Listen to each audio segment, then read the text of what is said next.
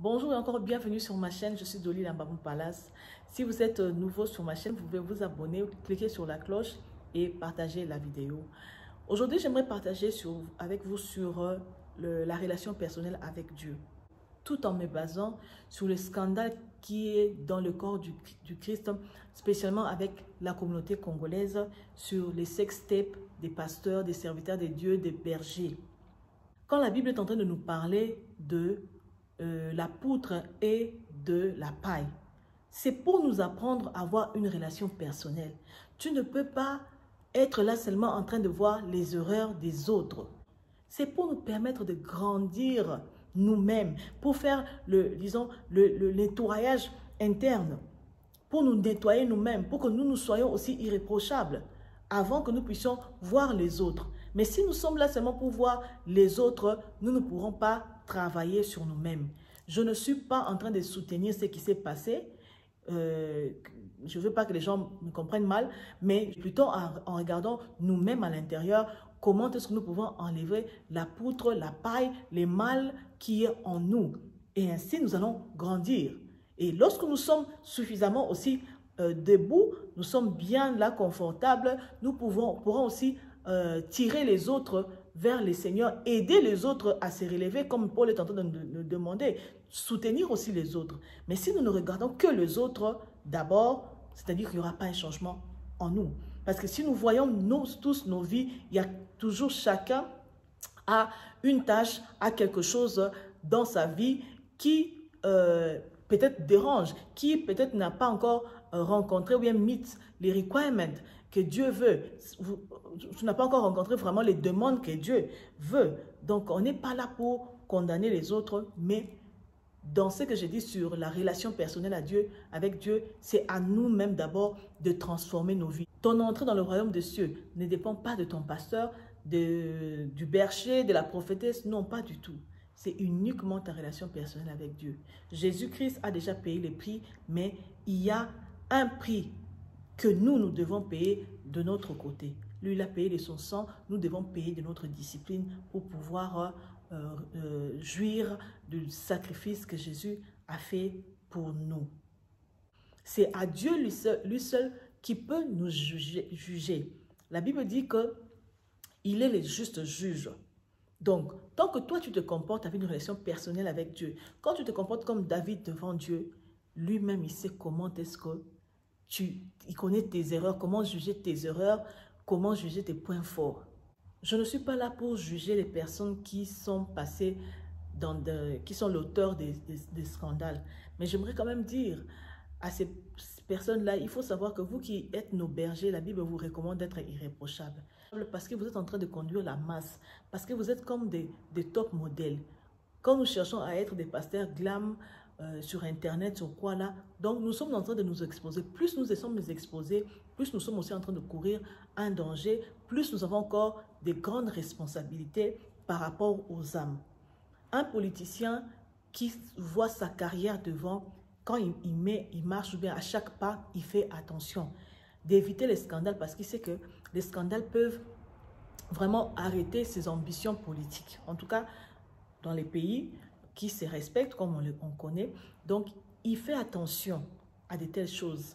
Ça aussi, c'est ce que nos bergers, nos pasteurs, nos têtes, je peux dire, ceux qui nous conduisent, ils devaient avoir le même esprit. Lorsque je vois ce qui se passe sur la toile, je n'ai pas beaucoup pensé aux personnes qui sont cause du scandale, mais j'ai plutôt pensé à l'Église, au corps du Christ. J'ai plutôt pensé à ces âmes fragiles, sensibles, à ces nouveaux convertis qui ne comprennent pratiquement trop rien de ce qui est en train de se passer. Alors j'aimerais dire seulement que vraiment, le royaume des cieux, c'est personnel. Ce n'est pas un pasteur qui va ouvrir la porte du ciel pour toi. C'est toi-même qui vas remplir les requirements, les demandes que Dieu a faites pour nous, pour aller dans le royaume des cieux comme un examen, comme un test à passer. C'est lorsque tu réussis que tu vas y entrer. Jésus-Christ est mort à la croix. Il nous a déjà donné l'accès de faire ce choix-là, de pouvoir d'accepter sa mort et sa résurrection et d'être sauvé, d'être racheté. Mais il y a un prix à payer qui est la marche individuelle avec Dieu. Que ces scandales-là ne puissent pas vous faire tomber, ne puissent pas vous refroidir, ne puissent pas vous faire perdre la voie de votre Seigneur. Donc, il faudrait développer la vie chrétienne chaque jour. En parlant des personnes qui sont les causes de ces scandales, je dis seulement que je ne suis pas là pour juger quelqu'un, je ne suis pas là pour jeter la pierre à qui que ce soit, mais étant berger ou bien pasteur, vous avez l'obligation d'être des personnes irréprochables. Les personnes irréprochables ne veulent pas dire des personnes saintes, mais c'est-à-dire que vous devez limiter des mauvaises choses dans votre vie parce que vous êtes des exemples. Vous avez la charge des âmes. C'est une charge vraiment, pour moi, je dis, ça pèse. Si vous avez les soucis des âmes, il y a des choses qu'on ne verrait pas dans le corps du Christ. Mais irréprochable, mari d'une seule femme, vous ne pouvez pas vous adonner à l'alcool. Il y a des requirements qui sont donnés pour vous. Donc, vous devez vraiment faire attention. Maintenant, au lieu que vous puissiez être des sujets de scandales, de perdre les âmes, vous allez rendre compte pour ça. La Bible nous dit que malheur à celui par qui le scandale va venir. Et quand vous êtes des affiches là-bas, quand nous voulons être des glam pasteurs, plus nous montons, plus nous sommes glam, plus nous sommes exposés, plus nous sommes, il y a la tentation qui vient, plus les gens cherchent aussi à détruire. Il y a de ces gens qui profitent tout simplement de fissurer l'Église, d'affaiblir le corps du Christ en vous utilisant. Parce que, en fait, ce sont sûrement des agents de l'autre côté, comme on dit, les loups dans la bergerie, qui viennent tout simplement déchirer l'Église, qui viennent là voler les âmes faibles pour aller de l'autre côté. Mais nous aussi, nous avons la responsabilité, vraiment, ces personnes qui sont nos bergers, la responsabilité de faire attention.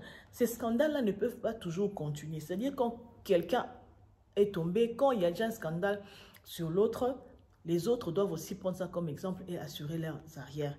Nous savons que le sexe a toujours été un point faible pour l'être humain. Le sexe a fait tomber beaucoup de gens. À cause de ça, beaucoup de présidents sont tombés, beaucoup de gens ont gâché leur réputation à cause de cela. Donc c'est un terrain qui est très dangereux, un terrain que je peux dire il faut essayer le plus possible d'être loin, de mettre les barrières. Si vous-même vous ne vous donnez pas des disciplines, si vous ne mettez pas des barrières, vous allez toujours être victime de tels scandales, vous allez toujours être tombé dans de telles situations. Non seulement être victime de complots, mais aussi vous allez être victime de tentations par vous-même. S'il n'y a pas de barrières qui vous protègent. Nous devons faire un effort d'arrêter de bafouer notre Dieu, notre religion, de bafouer notre relation avec Dieu, de bafouer les sacrifices de Jésus. La Paul est en train de le dire, que celui qui ne peut pas résister puisse se marier. Dans ces scandales, il y a autre chose que je vois. Je vois d'abord la méchanceté du cœur de l'homme. Quand la Bible nous dit que le cœur de l'homme, il est tortué par-dessus tout, c'est vraiment sérieux. Quand j'entends l'histoire, on parle d'un plan d'action déjà monté depuis longtemps pour raison de chantage d'avoir de l'argent. Mais c'est de la méchanceté pure et simple. Dans le monde, on nous dit qu'on ne met jamais ensemble pondu nantaba, donc la chèvre et les feuilles de manioc, vous ne pouvez pas les mettre ensemble. Mais toi, tu es feuille de manioc, tu t'arranges vraiment très bien pour aller devant la chèvre, pour vivre à côté de la chèvre avec intention d'être consommé. Mais ça, c'est la méchanceté. C'est la méchanceté. Tu ne peux pas dire, là, tu es la feuille de manioc, tu te dis, je vais chez la chèvre, d'abord, et la chèvre doit résister, ne doit pas me manger. Tu seras consommé. Donc, tu es mal intentionné.